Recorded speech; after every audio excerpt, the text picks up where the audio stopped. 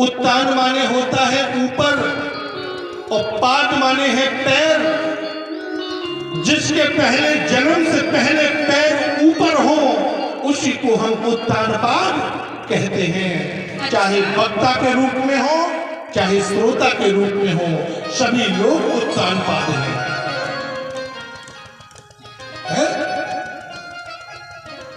माता के उदर में सभी के पैर ऊपर ही तो होते हैं। आज मेरे भगवत प्रेमियों, कांपिल नरेश ने 56 प्रकार के व्यंजनों से बारातियों का स्वागत किया और बोधि समय आ गया जिस समय रानी सुरची डोली में बैठ करके अयोध्या के लिए प्रस्थान करती है और दरवाजे पर डोली जैसे ही आई उसी समय बड़ी रानी सुनीति ने अपनी दासी से कहा, बोली दासी पंचथाल प्रदीप तैयार करके बोले चली जा दासी और मेरी छोटी बहन को अंदर ले जा। दरवाजे पर पहुंच। दासी तो पहुंच जाती है। इधर रानी सुनीति पंचथाल प्रदीप हाथ में लेकर के अपनी बहन की आरती करने के लिए दरवाजे पर पहुंच जाती है और जैसे ही दरवाजे पर पहुंची दासी ने कह दिया, महारानी साहिबा डोली से कदम बाहर रखिए, बड़ी बहन तुम्हारा इंतजार कर रही है। बोले बड़ी बहन? कौन मेरी बड़ी बहन? इतनी जोर से चीखी वो तो घबरा गई। बोले मेरी बड़ी बहन? बोले तुम्हारी दासी तो सब पकाएगी। तुम्हारी बड़ी बहन जो है ना वो रानी सुनीति। बोले मेरे पति को बुलाओ। मुझे क्या मालूम, तुमने सौत पहले से पाल रखी है। इधर रानी सुनीति पंचथाल प्रदीप लेकर के आई आरती करने के लिए। जब भी डोली आती है दरवाजे, बहू जब आती है तो क्या होता है, प्राया माताएं आरती किया करती हैं। क्या करती हैं? बहू की आरती ही तो करती हैं। पहले आरती करती हैं, आरती उतारती हैं और 2-4-10 दिन बाद फिर बहू को ही उतारने लगती है। प्रेम से बोलो गोविंद भगवान की। तो जैसे ही आरती करने के लिए उसी समय रानी सुरची ने क्या किया, रानी सुनीति की पीठ में एक लात मार दी और लात को लगते ही रानी सुनीति फप फप करके रोने लगी। बोले बस बहन, आपने लात तो मार दी, कोई बात नहीं, मेरी किस्मत में तो लातें ही लिखी हैं। राजा से कहा मेरी डोली को वापस कर दो और जैसे ही डोली वापस जाने लगी रानी सुनीति ने सोचा हमने जो कुछ भी किया वो सब बिगड़ा जा रहा है मामला। और क्या लिखते हैं,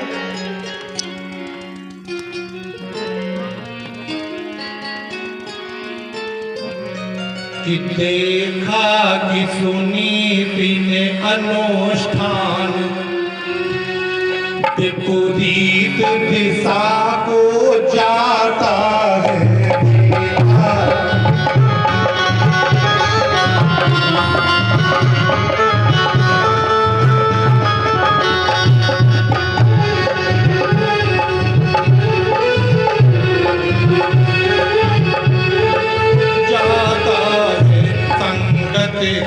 रंगत बदल गई, आशा का तनु मुरझाता है संगत की।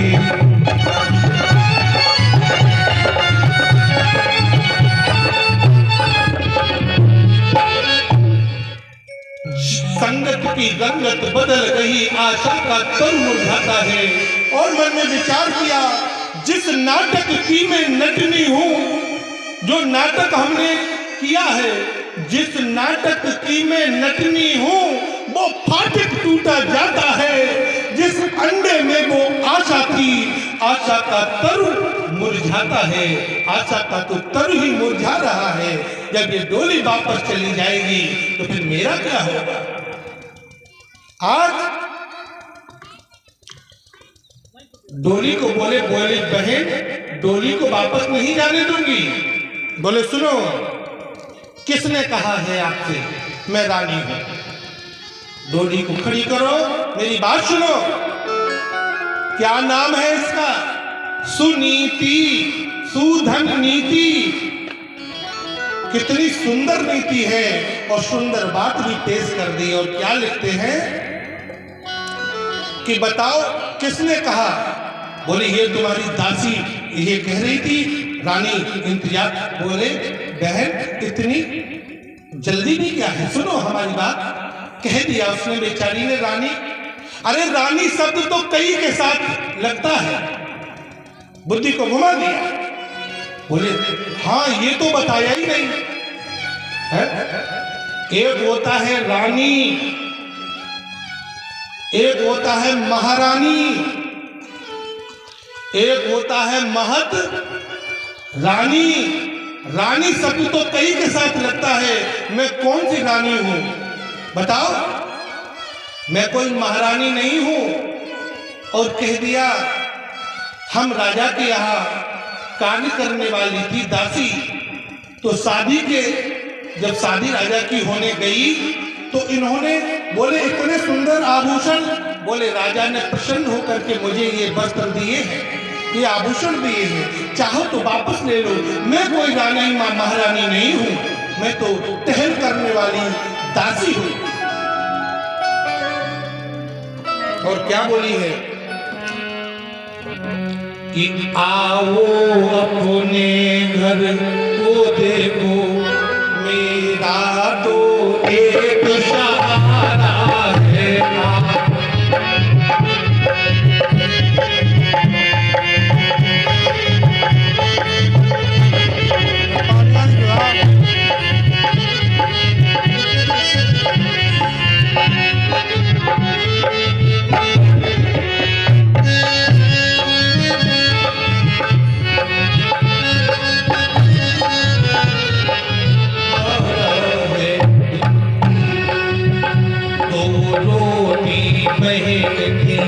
जाना मैं तेरा लाल खिलाऊंगी दो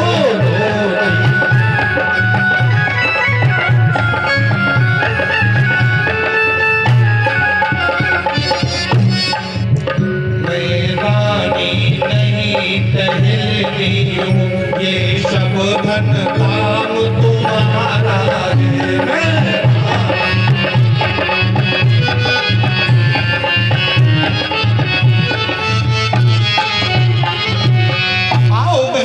घर को देखो, मेरा तो सिर्फ एक सहारा है। मैं रानी नहीं हूँ, मैं तो टहल करने वाले हूँ। ये जितना भी धन धाम है ये सब आपका ही तो है। ऊपरी टहल में कर दूंगी, जब जैसी मैं आज्ञा पाऊंगी। दो रोटी बहन दिए जाना, मैं तेरा लाल खिलाऊंगी। मैं तो तेरे पुत्र को खिलाने की मन में लालसा है। एकदम से चीख पड़ी है।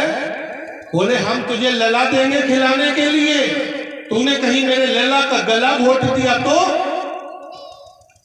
है। बोले महाराज मेरी डोली वापस करो। बोले नहीं बहन हम आपको वापस नहीं जाने देंगे, लेकिन अगर आपकी इच्छा है तो बताओ तो हम घर का त्याग कर दें। बोले फिर बातें ना करो ज्यादा, समय अधिक नहीं है। अगर तुम्हें घर का त्याग करना है तो कर दीजिए। कितनी निर्दयी है कि नहीं। सुरुचि अपनी रुचि में मस्त है, दूसरी से कोई मतलब नहीं। और क्या लिखते हैं कि जो जाना है तो राह पकड़, यदि रहना है तो रहे खेतों पर।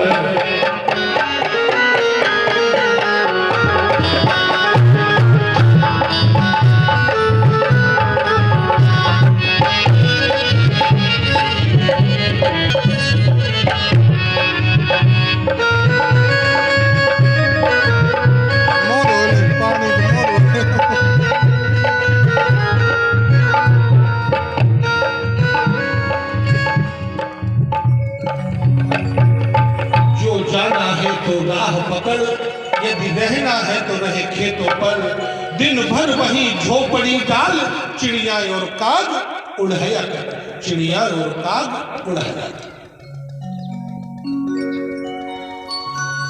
बोले बहन हम घर से तो बेघर हो जाएंगे, लेकिन इतना बता दो पति जब मेरे पास नहीं आएंगे तो बहन मुझे खाने में क्या मिलेगा? बोले तुझे खाने में एक सेर जौ नित्य मिलेगा। क्या मिलेगा? जौ मिलेगा खाने के। दूसरे किसी खाली घर में चाकी रखवा दी जाएगी। हे बहन बस पीसा कर और खाया कर, एक सेर जौ मिलेगा तुझे नित्य खाने के लिए। आज महारानी को काग बिडारनी बना दिया गया, घर से बेघर कर दिया गया। आज वन में जाकर के, जंगल में जाकर के घास फूस की झोपड़ी को बना लिया और उसी में रहने लगी है। आज सुरुचि महलों में सुशोभित हो रही है, रुचि रुचि के साज सजाती है। रानी सुनीति अब खेतों पर चिड़िया और काग उड़ाती है। चिड़िया और काग बिलाड़ी बना दिया गया महारानी से।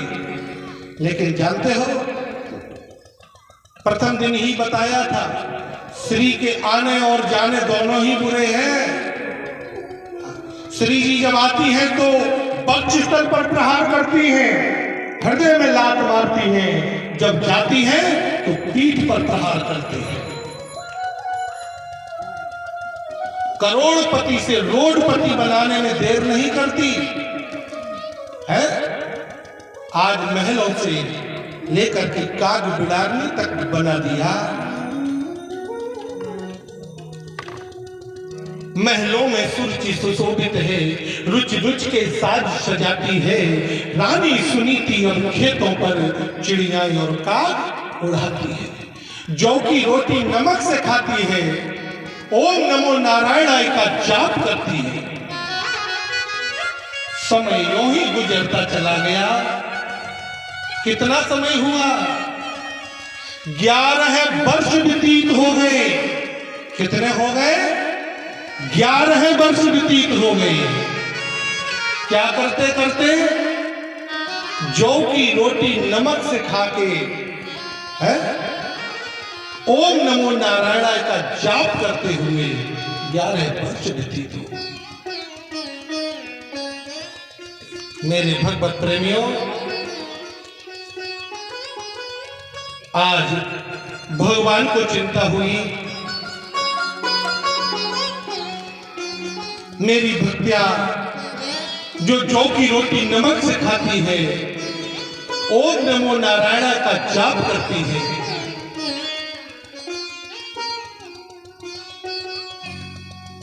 एक संत का स्वरूप बनाया भगवान ने।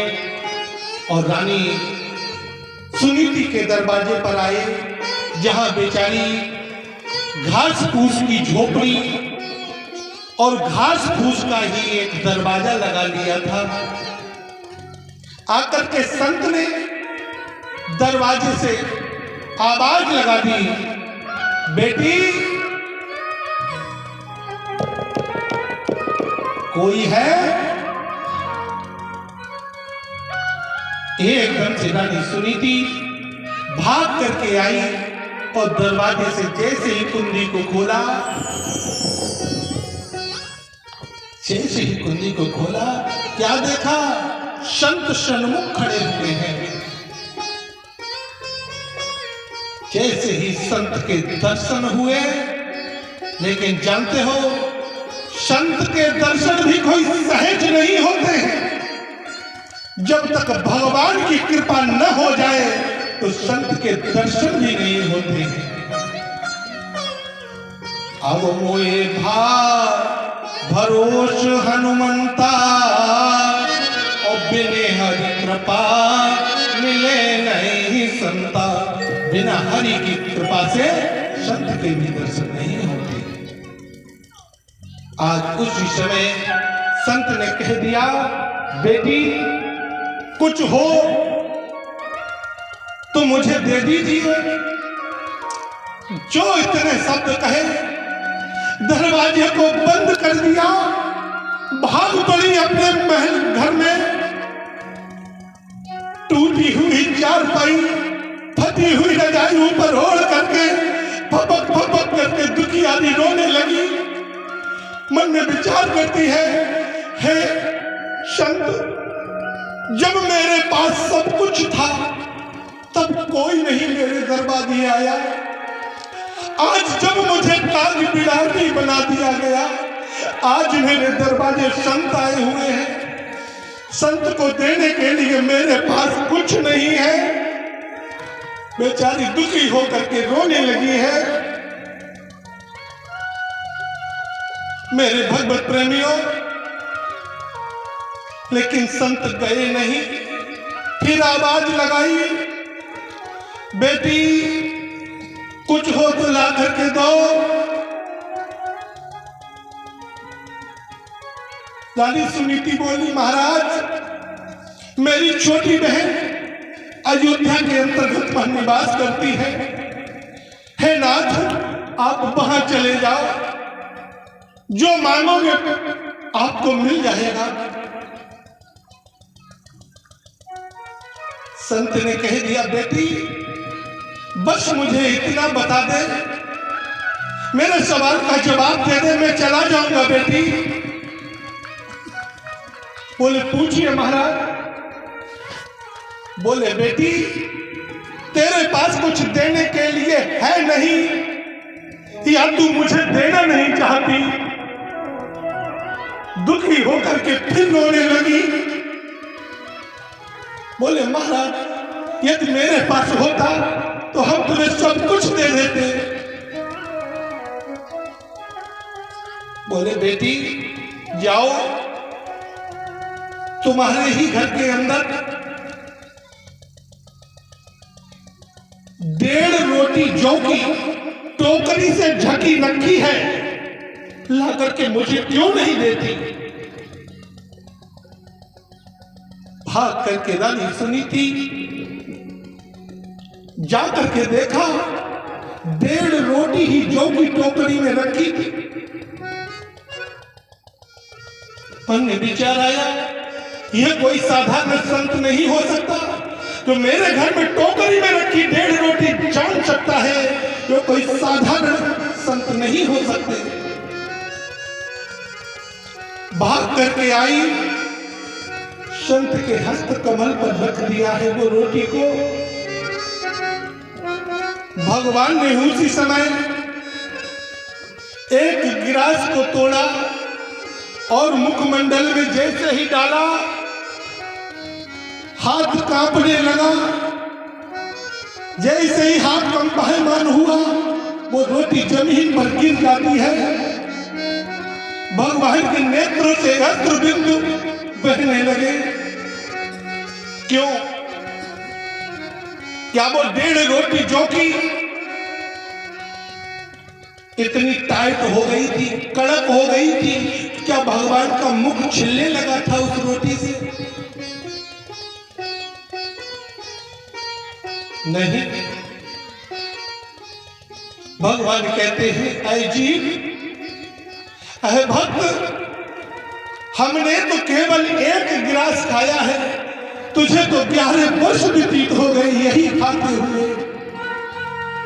हे बेटी, अब तू हमसे कुछ वरदान मांग ले। क्यों? क्या भगवान वो रोटी खाने आए थे? भगवान कहते हैं, ऐ जीव, तेरा ध्यान रखना, जो तू मेरे लिए 1 कदम चल करके आएगा, हम तेरे लिए 1000 कदम चल करके आएंगे, 1000 कदम चल करके आएंगे। तू 1 कदम नहीं चलेगा। भगवान कहते हैं, ऐ जीव, पहले कुछ मुझे अर्पण कर, फिर हम तुझे सब कुछ दे देंगे। तू कम से कम मेरे लिए 4 कदम चल करके तो आ। क्या इस गांव के अंतर्गत में इतने ही लोग हैं? कि 4 कदम भगवान के लिए चलता है तो प्रभु भी 1000 कदम चल करके आते हैं। कम से कम भगवान के लिए 2 आंसू बहा करके देख, तुझे भगवान मनाने आते हैं या नहीं आते हैं, तो रो करके देख। मेरे भगवत प्रेमियों, बोले बेटी हमसे वरदान मांगी। बोले महाराज मुझे कुछ नहीं चाहिए। बोले नहीं बेटी, हमने सुना है तुझे पुत्र की कामना है। बोले महाराज क्या आप पुत्र दे सकते हैं? बोले हाँ बेटी, मैं तुझे पुत्र दे सकता। हाथ जोड़ लिए बोले महाराज मुझे पुत्र नहीं चाहिए। बोले क्यों बेटी? बोले महाराज अगर पुत्र दे सकते हो तो मेरी एक छोटी बहन है जो अयोध्या के अंतर्गत में निवास करती है। आज 11 वर्ष हो गए हैं, रानी सुरुचि के भी गर्भ से किसी का जन्म नहीं हुआ। यदि दे सकते हो प्रभु तो मेरी बहन को पुत्र दे दो। देखिए क्या नाम है इनका? शूधन नीति। कितनी सुंदर नीति है, जिसने महारानी से काग बिडारनी बना दिया, आज उसी के लिए पुत्र मांग रही है। बोले बेटी तुम्हारी इच्छा है कि हम तुम्हारी बहन को पुत्र दे, तो जाओ एक पुत्र हम तुम्हारी बहन को भी देते हैं। उस पुत्र का नाम उत्तम होगा। और बेटी एक पुत्र हम तुम्हें देते हैं। बोले महाराज अगर आपने हमें पुत्र दिया और पति मेरे पास नहीं आते हैं, ऐसे में जो बालक होगा प्रभु तो रस में भी अनरस होगा, इसलिए मुझे पुत्र नहीं चाहिए। भगवान बोले बेटी घबरा नहीं, तो रस में अनरस भी नहीं होगा, तेरे पति भी तेरे पास आएंगे और एक पुत्र हम तुझे देते हैं। उस पुत्र का नाम ध्रुव होगा। क्या होगा? ध्रुव होगा। आज मेरे भगवत प्रेमियों, और बोले ऐसा वैसा पुत्र नहीं होगा। बोले फिर कैसा होगा? बोले बताएं कैसा होगा? कि पुत्रवती जुब ती जग सोई, पुत्रवती जुब ती जग सोई, रघुबर भगत जाच